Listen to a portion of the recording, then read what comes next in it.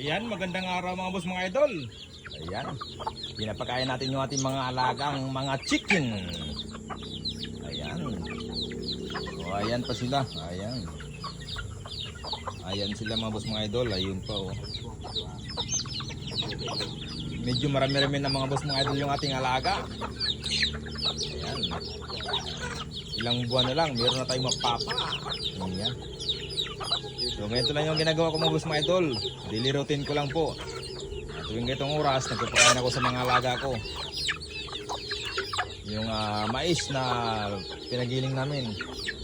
Yan po yung ating pinapakain. Ayan. So ang healthy ng ating mga alaga mga boss mga idol. Ayan. Ayan, nakita nyo.